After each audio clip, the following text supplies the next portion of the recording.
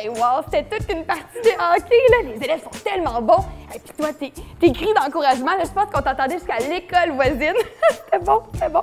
On est toujours à l'école Saint-Bernard, à Granby, en Montérégie, pour un nouvel épisode. Et on commence tout de suite en bougeant avec... Ben? Ta voix? Oh non, t'as trop crié? T'as plus de voix?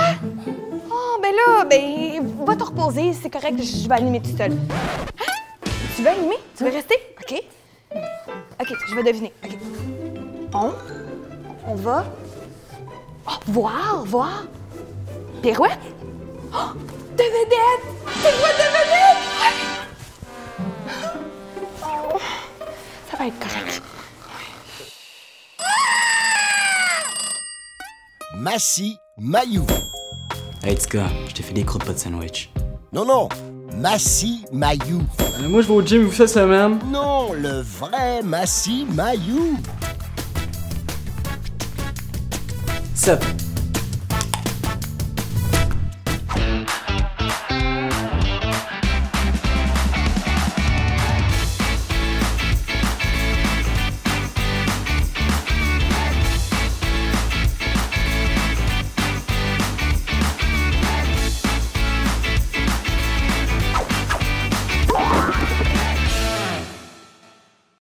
Massi, j'ai entendu dire que tu faisais partie d'un gang. Oui? Le Sushi Gang.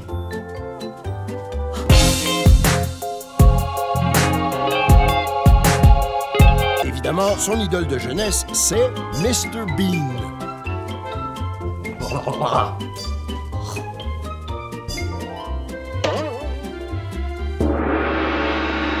Massi, c'est un redoutable karatéka.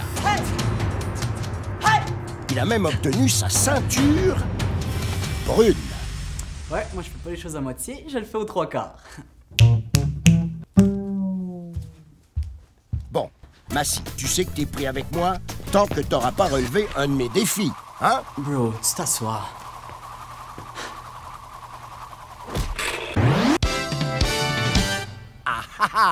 Massi, ton défi, c'est de nous faire une devinette à la Mr. Bean. Sans parler, évidemment. Et si vous voulez que Massi puisse reparler un jour, il va falloir faire la devinette avec lui.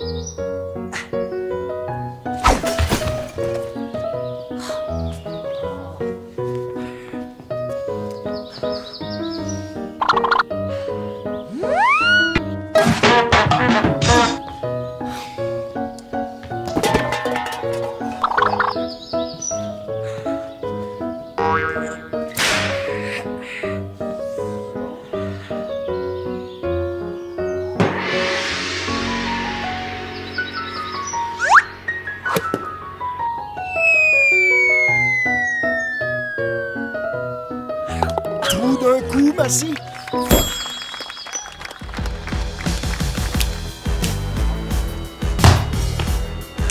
OK, c'est bon. T'as gagné, tu peux arrêter. Bon, j'ai compris. Je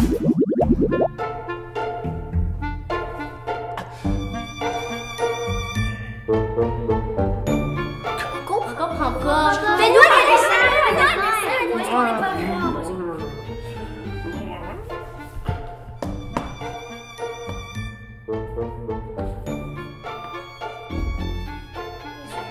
Non, on comprend pas.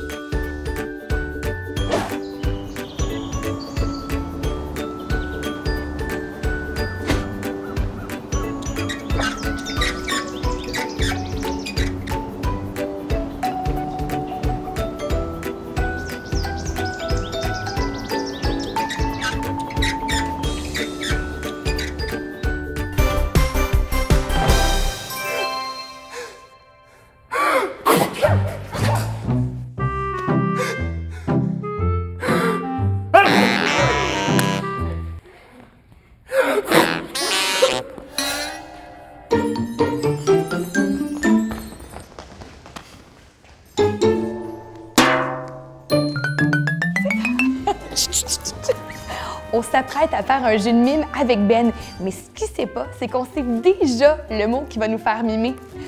Le mot, c'est flamant rose. Nous, on va jamais dire le mot flamant rose. On va voir jusqu'à où il va se rendre pour nous faire deviner le mot. C'est bon, vous êtes prêts? OK, Ben, c'est quand tu veux. OK, c'est bon.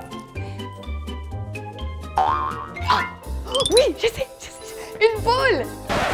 Non? Un babouin. Un dindon bidon. Oui. Un poisson volant. Un cornichon sur 2 pattes. Un macaque. Un kangourou sur une patte! Je pense qu'on l'a assez fait patienter. On va aller voir mon ami Simon des Savais-tu que? Je sais. Un flamant rose!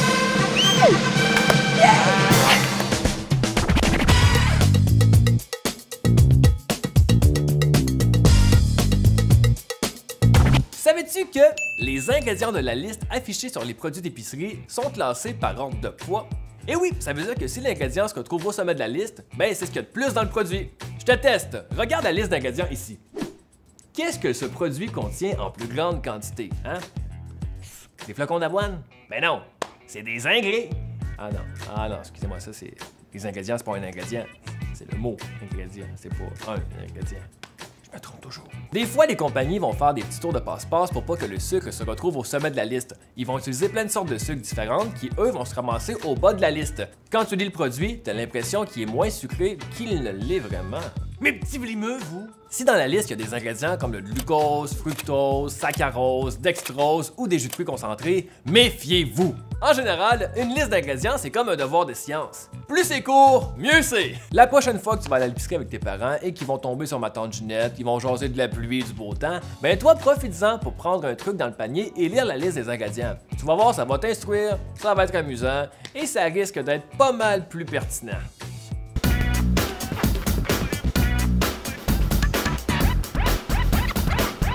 C'est tellement bon de prendre le temps, de s'installer confortablement pour lire un bon livre. Que ce soit des histoires d'aventure aux plus belles histoires d'amour, je peux me laisser emporter pendant des heures. Toi, c'est quoi ton endroit préféré pour lire un livre?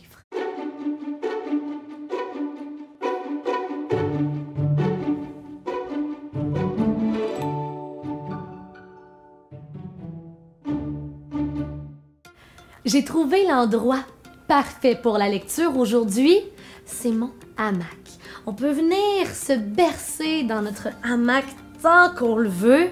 Bien sûr, pour la lecture, c'est bien d'être un peu plus tranquille, mais il faut en profiter quelquefois parce que ça fait vraiment du bien à notre dos. Et une fois qu'on est bien installé, on peut ouvrir notre livre. Viens placer les 2 jambes sur le sol devant toi, allonge la colonne et en contrôle, viens ouvrir une page. Puis viens ouvrir le reste de ton livre. Déjà, après quelques lignes de lecture, tu plonges complètement dans ton histoire. Tu peux allonger la colonne, inspirer.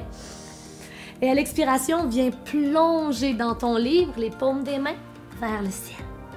Déroule la colonne, allonge-la, inspire. Plonge dans ton histoire.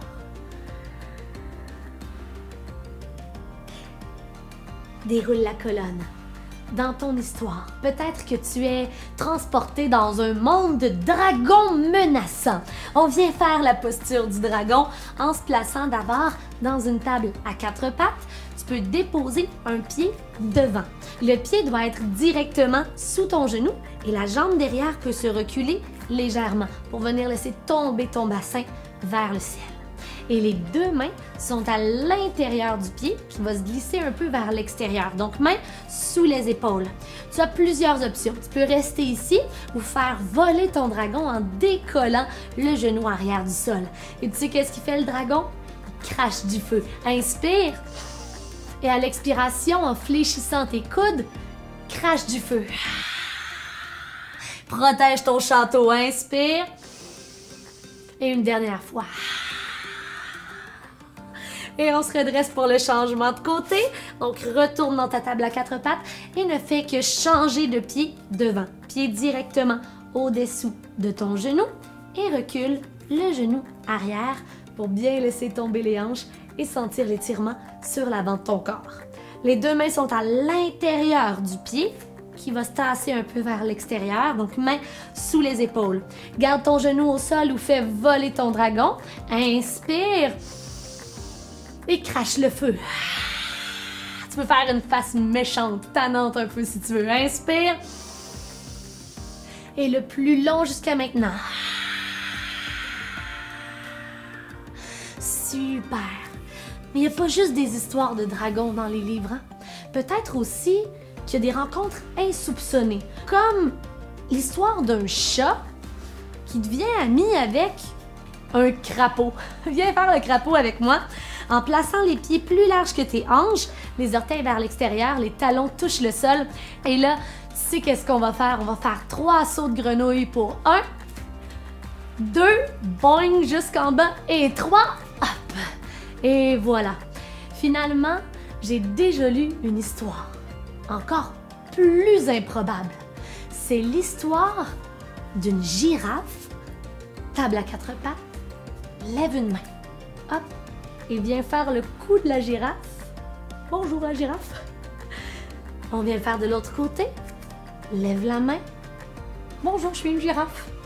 Et la girafe, elle, rêvait de devenir rose comme un flamant rose. Tu peux placer les mains au sol et venir former un beau triangle pour rapprocher les pieds et dérouler la colonne pour venir créer ton flamant rose. Un pied à l'intérieur du mollet et viens faire tes belles ailes comme ça en trouvant l'équilibre. Lance un peu la jambe et reviens au sol. Change de pied, le pied à l'intérieur du mollet. Viens faire les ailes de ton flamant rose. Trouve l'équilibre. Lance, étire et reviens sur le sol. Inspire. Expire. Oh, on est tellement bien. Chose certaine, dans un hamac avec un bon livre, on voit pas le temps passer. Mais là, on peut pas passer la journée ici.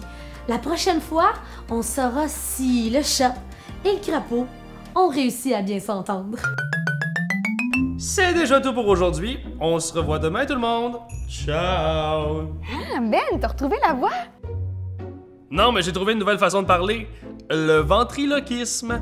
C'est pas moi qui parle, c'est la marionnette. Mais Ben, d'habitude, c'est le ventriloque qui fait parler la marionnette. Mais je comprends pas comment tu fais. Bye tout le monde! À demain! Je comprends vraiment pas. Bye. Brr.